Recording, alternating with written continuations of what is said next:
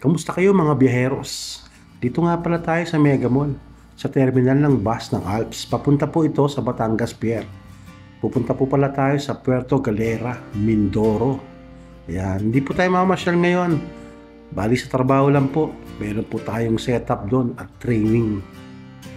Kaya enjoy nyo lang po yung paglalakbay po natin.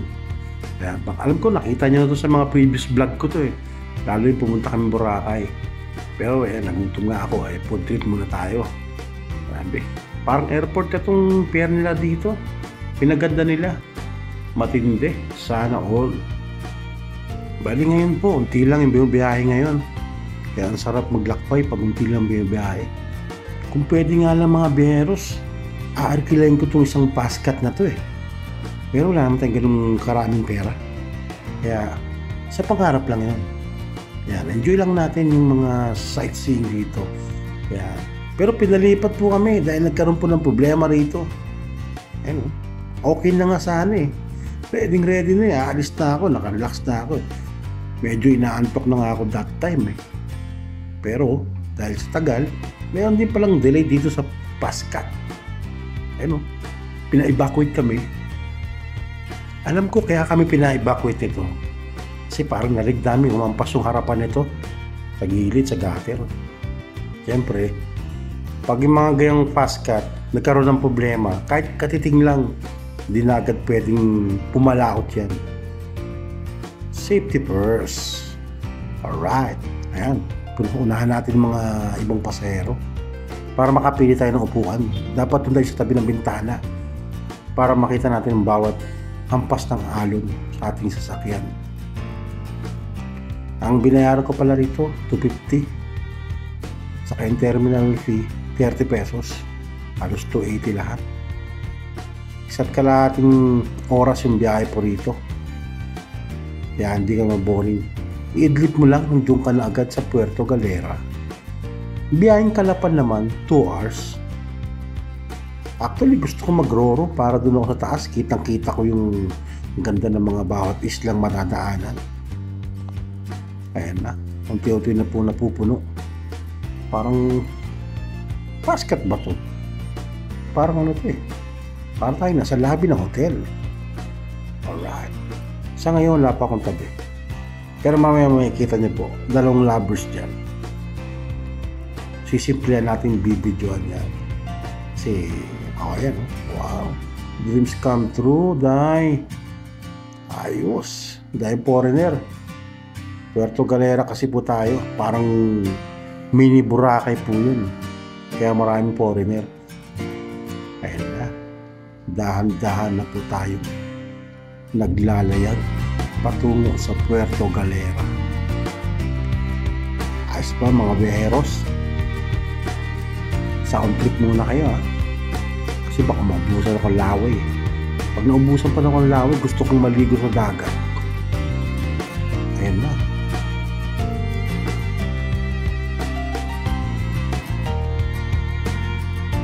Dahil malapit na po tayo, tingin ko ito na po yung isla ng Puerto Galera. Hindi pala isla. Kasi pag isla, isa lang yun. Kaya isla. Joke lang po. Ilang minuto na lang po, dadaong na po tayo sa Puerto Galera. Mayroon din po tayong magsusundo ron. Hindi ko lang kung sino siya. Basta bahala na. Pagdating naman dun, susunduin tayo. Ito na. Ayan. Unti-unti na po tayong bumaba. Sa isa lang po lang magtutulakan. Bak, bigyan na ubos ah. Oh, mga kano oh. Parang alak na. Ayan na, pagdating nyo doon sa Puerto. Alright, na. First time po natin sa Puerto Galera, mga biyaheros. Ang laging biyahe po natin Calapan. Yan, papuntang Rojas, Calapan. Ngayon, dito tayo sa Puerto Galera. First time. Simple lang yung lugar dito. Hindi naman ganun kaganda, hindi naman kapangit. Pero ayos din. Kasi hindi ko nang pinuntahan yung mga tourist spot dito, yung mga white sand. Siyempre, gaya ng sabi ko nung una, hindi po tayo namamasyal.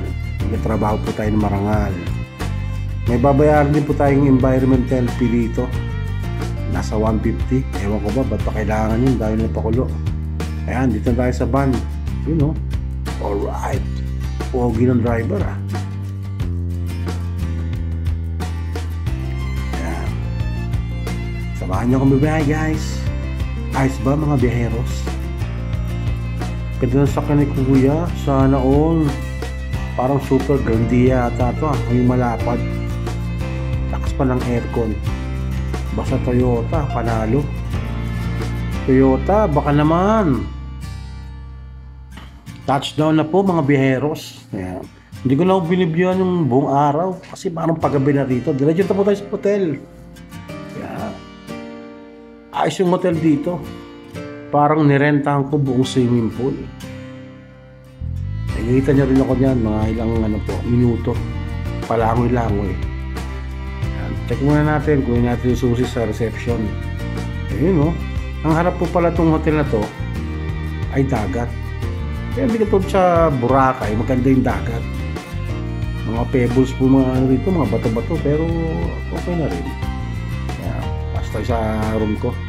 Check natin kung maganda mga biyaheros. Para pag next time mapunta kayo dito, pwede na kayo dito. Medyo may kamahalan nga lang tong hotel na to kasi maganda naman kasi parang nasa 2,900 o gano'n, something gano'n. Kasi sila nagbayad ng kliyente. Ang ganda naman, no? May hot shower. Alright, you know. So, mga biyaheros, biyahe ni Dries. Shout out.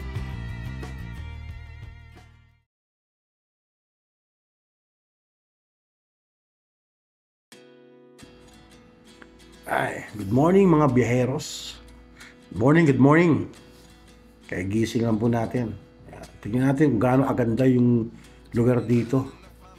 Ba, ayos ah. What's that story? Morning glory. Ayun oh, medyo high tide. Ganda pala ng umaga rito. Umagang kay ganda. Biyahe ni Dries. Ayos. Dito tayo sa dining. Kasi free breakfast daw po ito. Good for 2. Dapat pala kunin ko rito 2. Pero hindi, nakakaya. Baka sabihin matakaw ako. Maganda isa lang. Ganda, sarap maligo. Mamaya subukan natin maligo dyan. Sisimplihan lang natin. Maganda yung mga rooms din nila. Ayos na ayos ah. Mayroon din silang half court dyan. Mamaya mag-basketball tayo dyan. Ayun, may jacuzzi oh. Ang ganda rin pala rito oh. Ayun. Grabe. Malaking pasasalamat kay Lord Jesus sa favor na binigay niya sa pag-iingat sa akin. Tara sa mga biyaheros. Panay dal-dal tayo. Gugutom na ako. Kain tayo ng breakfast natin. Mamaya subukan natin mag-swimming dyan.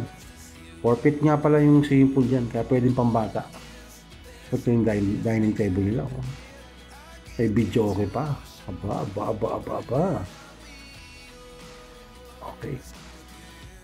Ayun no. Siyempre, all-time favorite. The skinless, boneless, bangus, skinless.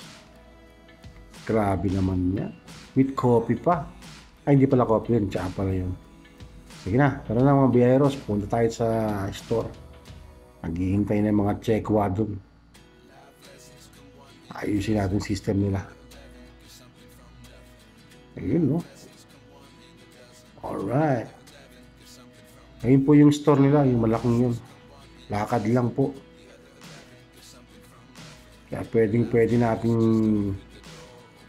kahit maliit tayo, pwede.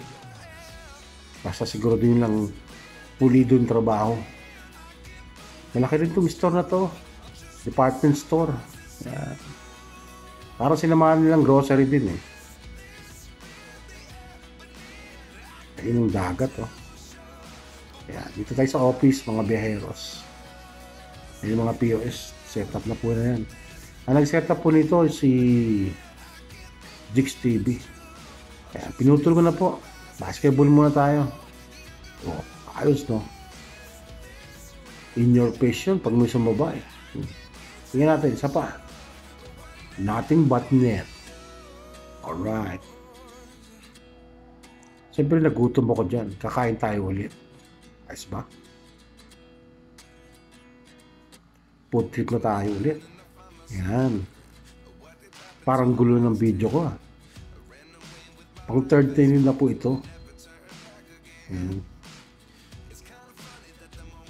Hindi pa third day. O tama, third day. Ayan. O mga beros, ayan. Medyo pauwi na kasi ako. Hindi ko na pinutol ko na yung video ko. Wala naman ako masyadong ginawa dyan. At least nakita nyo yung katapano, yung tsura ng Puerto Galera. Ito nga pala yung presyo ng natin. Ayan, mga cheaper price. Alright. Kasi 250 lang po yan. Tapos 30 pesos yung yung terminal fee. Ayan. Yung mga walang ticket, hindi po pwedeng diretso po agad dito sa sa gate. Bawal po, kailangan bibili muna kayo ticket dun sa pinagbilihan natin. Ayan, pinapasok tayo ni Manong Guard. Ayos ba? Dito rin tayo kanina ay before. Dito tayo nag-drop. Kaya dito rin tayo maghihintay. Kunti lang pasahero dito. Ilan lang din. Kasi medyo tag-ulan po ngayon. Ayan, bayad mo tayong terminal fee. Magkano terminal fee dito? 30 pesos lang. Ayan, pwede na. Diretso tayo sa waiting area.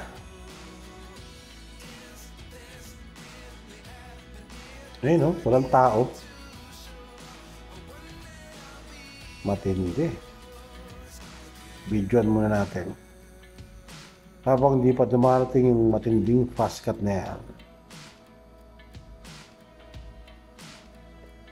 Actually, dito sa trabaho ko, mga biyaheros, maganda rin naman. Mababa nga lang yung sahod, pero ang benefits namin dito yung nakakapasyal po kami sa iba't ibang lugar. Kaya nagpapasalamat ako kay Lord Jesus kasi lagi niya akong iniingatan at iniingatan niya rin ang mga family ko habang wala po ako sa tabi nila. Lord, thank you Lord. Ayun ayos. Tayo sa tabing bintana. Kasabay ko nito yung isang boss. Wala man lang TF. Pero okay lang. Importante magandang hotel at libre pagkain. Ayan mga isla niya. White sand po yan. Hindi ko lang kung part pa ng Mindoro to Kasi siguro baka part pa ng Mindoro. Nung pumunta ako sa Calapan, may nakakasabay kaming dolphin. Pero dito, wala naman ata. Dolphin dito, kulay brown. Ayun na. Touchdown, Batangas Pier. Pag sa Batangas po pala, at bibiyahe kayo, pwedeng jeep, papunta sa Grand Terminal. Yung mga bus po rito, papuntang Cubao, Buendia. Pero wala pong Mega Mall. Ay, wala yata rin Cubao. Kasi dadaan sa Mega Mall yun pag ganun. Pero depende po Kasi sasakyan ko po Mega Mall kasi sasakay po ako puntang Binangonan. Ayan, nag-tricycle po ako from Pier papunta sa Grand Terminal. 100 po binayaran ko. So, longest tong tricycle Siningil akong 200. Galing Ayan po, pipili po tayo dyan. Marami po dyan. Merong biyaheng market, Taguig, Cubao. Yung sasakyan ko, Mega Mall. Mayroon ding papuntang Buendia. Yeah. 286 ang binayaran ko dyan. Mga biyaheros. Diba? Ayun na po. Nasa Startol na po tayo. Yeah. Kaya dito na lang po tayo mga biyaheros Abangan niyo po yung mga next video ko. Salamat sa mga nag-stay. Huwag niyo rin po kalimutang mag-subscribe, like, and share. Maganda kung mag-comment kayo. Okay lang kahit medyo galit. Okay lang po yun. Sa comment lang. At huwag kayong magkasawa. Lahat po ng lugar sa Pilipinas pupuntahan po natin. At iingatan tayo ni Lord Jesus. Salamat po mga biyeros. Pagpalain po kayo.